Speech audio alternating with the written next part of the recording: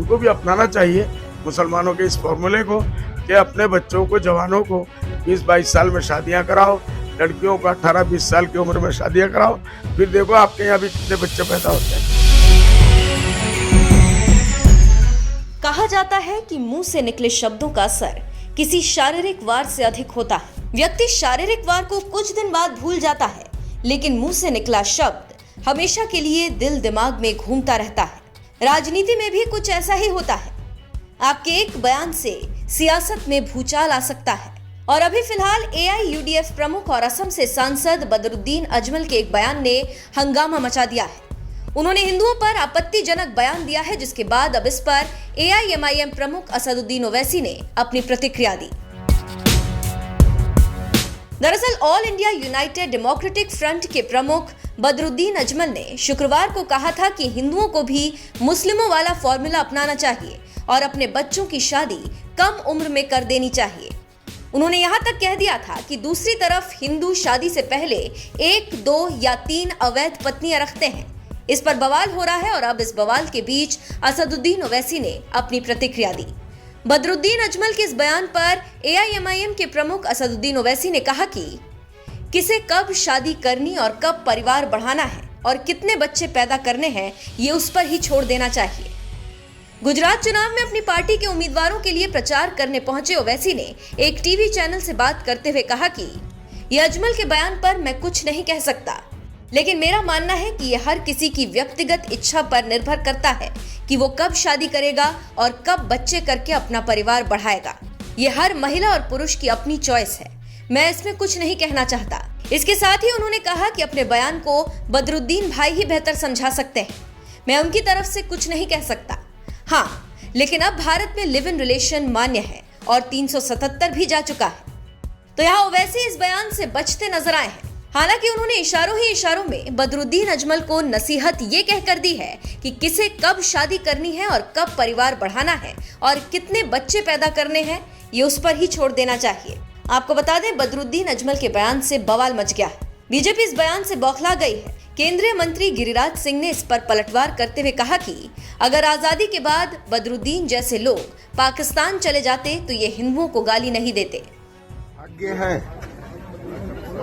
कि आज हमें बदरुद्दीन जैसे लोग गाली दे रहे हैं। अगर आजादी के समय ही अगर ये हो गया होता कि धर्म के आधार पर बना पाकिस्तान, सारे लोग वहां जाते, यहाँ सनातन को मानने वाले लोग गैर रह जाते, गैर मुस्लिम।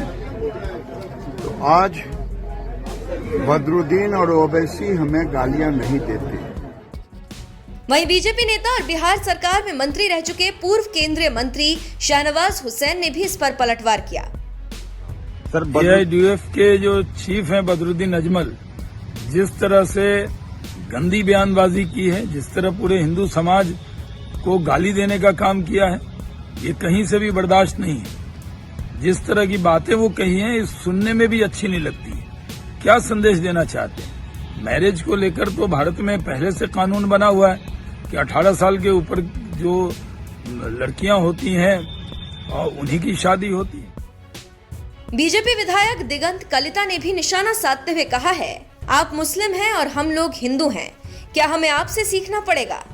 आज बदरुद्दीन अजमल साहब ने बड़ी बात बोला है कि हिंदू लड़की 40 इयर्स तक शादी नहीं करता है और बहुत ही इलीगल काम में जुड़ा रहता है। मैं बदरुद्दीन अजमल साहब को स्पष्ट रूप से बोलता हूं, आप एक मुस्लिम आदमी हैं और हम लोग हिंदू हैं। हम लोग आपसे सीखना पड़ेगा।